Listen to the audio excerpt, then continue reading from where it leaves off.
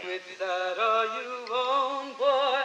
Which side are you on? No matter. I'm with Elvira Arellano, I'm with Rudy Lozano. I'm for a world without borders and a better tomorrow. I'm with mothers on the move, I'm with sisters on the rise. I'm with La Peña del Bronx, keeping culture alive. I'm with the kids of the Marseille, watching a beat battle. Me mugging all these yuppies in shorts and round sandals. I'm with parents everywhere, fighting for good schools and for all these good women to find some good news. I'm with Salvador Allende, I'm super antinomio. Con el pueblo en La Habana, grito viva Cuba, coño. For immigrants, activists, unions and freelancers, DJs, MCs, bombers and breakdancers. I'm with editors, engineers, indie media. I'm with my family, my crew, rebel DJs. I'm with DJ Disco, is a Latino pioneer. Cause it's dope when the elders break bread with the kids.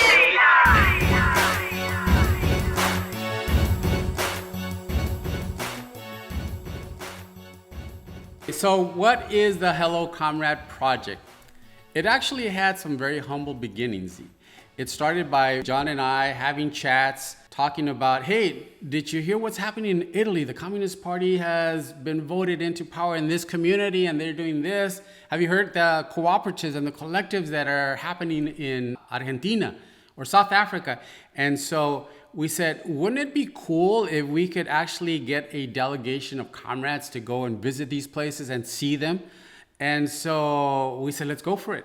So once we got the okay from the party leadership, we really started to focus in on creating a mission statement. We wanted to be very clear in terms of what is it that we wanted to accomplish. We wanted to engage in like, what does it actually feel like and taste like and smell like to be in the trenches of that country? What are the opportunities, the challenges? What do they eat when they get together and celebrate? What music do they listen to when they're organizing? And what are they like on a personal level? And I think that was what we felt would be very engaging for people, activists in our country, to understand that even though this is a worldwide movement, it's quite different and it's quite particular to every country. And it would be very exciting to find out, what does it feel like to be in South Africa as a communist, or China, where you're actually in control of the government, is very different from where maybe you're underground. And so this is what we wanted to do and to share. Marx says, though, that everything is in constant motion.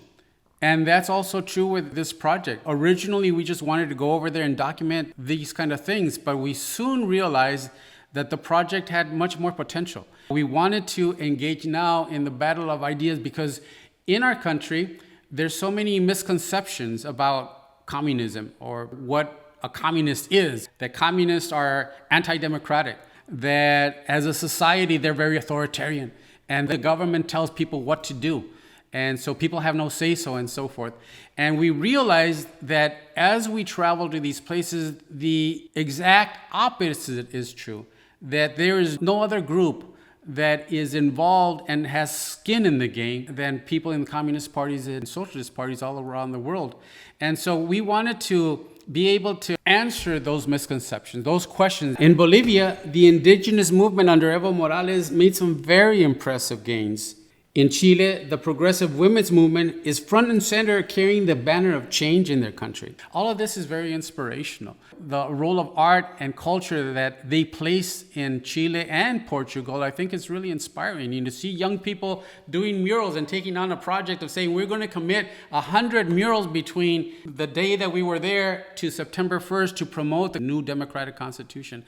So all of these kind of things is, there's no better way to answer all of these people that say all of these stereotypes than to show them. And so we're very excited about that part of the project. We were very excited to go to Portugal on our very first pilot trip. And I think it was exciting because we didn't know what to expect.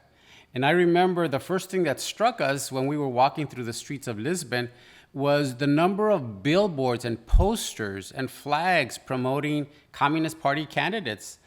They were everywhere. And I think this is a reflection of the importance that the Communist Party of Portugal places on participating in the electoral struggle.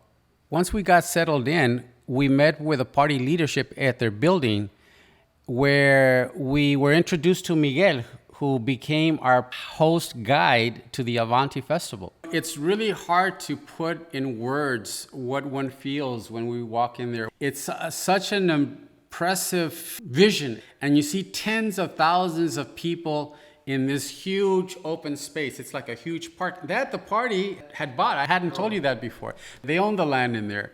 Anyway, so it's a project that they do 3-day festival every day. It's like Coachella over here in California. It has that same feel. Typically, when we were there this year, they still had COVID restrictions, but they were limited to 45,000 people a day. And so they had to clamp down on who can go. Typically, on non-COVID restricted years, they average between 100 and 150,000 a day. And so this is a reflection of how well accepted the party is in Portugal. And it's wonderful because they have something for everybody. They have a nursery section for the toddlers. They have games. They have a merry-go-round.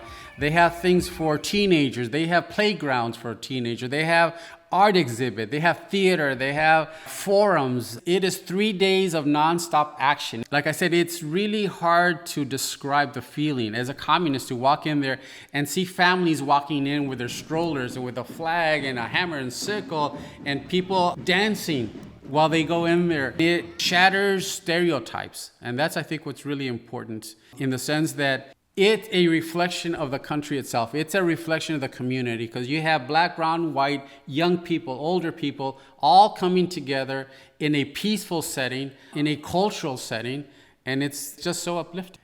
You know, I think our host guide Miguel gave the perfect description of the goals and the purpose of the Avanti Festival. We want Avant Festival to be a microcosmos of the society we want to build. And that's it. This is the place where friendship, solidarity have a residence, a permanent residence. For the 3 days, it's like living in a communist society.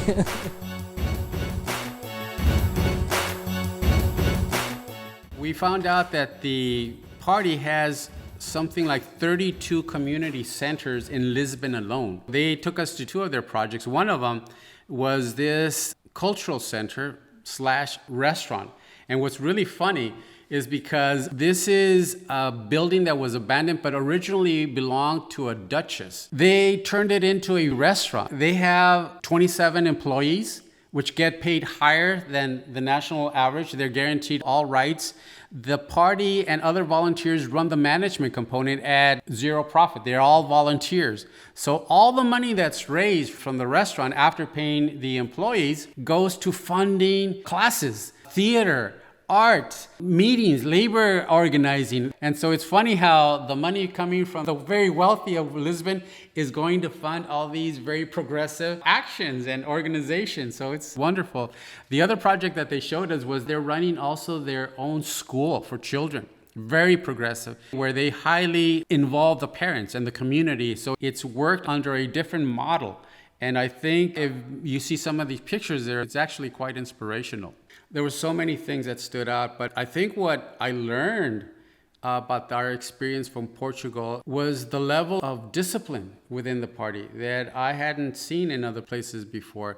I think it was the fact that everybody there was cooperating and working so tightly that the party has a line, has a structure, and how efficiently they work. That's something that I really stood out. You know, Eric, I would really like to hear your opinion. You're fairly new to this project. Can you tell me what you felt when we first approached you about joining this project?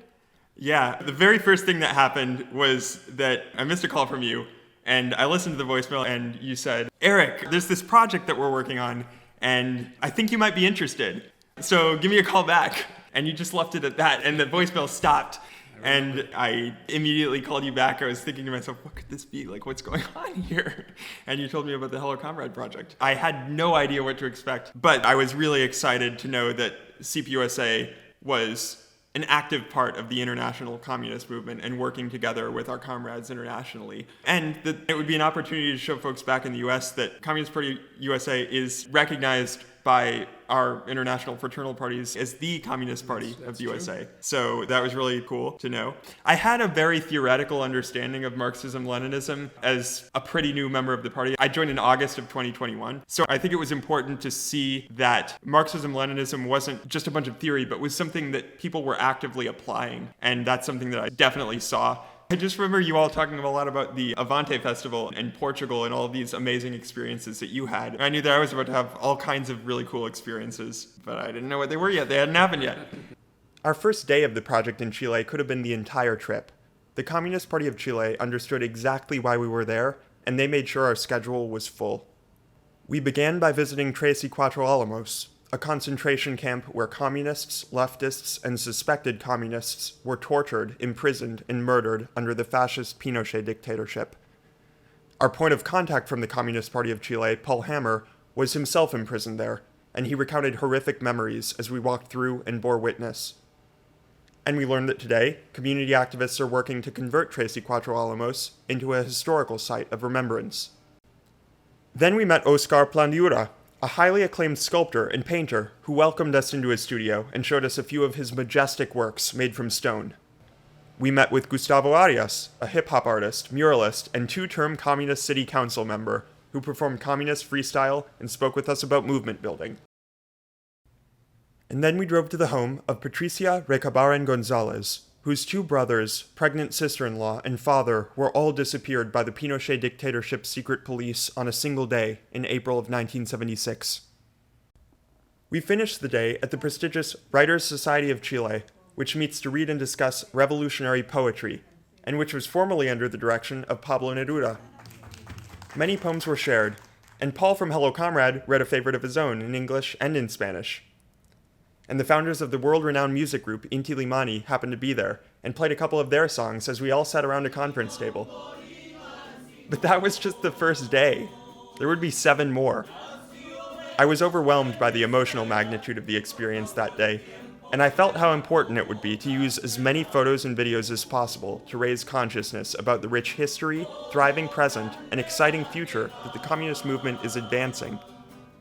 One of the most impactful moments for me was meeting with Daniel Jadue, the mayor of Recoleta, who's a member of the Communist Party of Chile and who ran for and nearly won the presidency in 2021.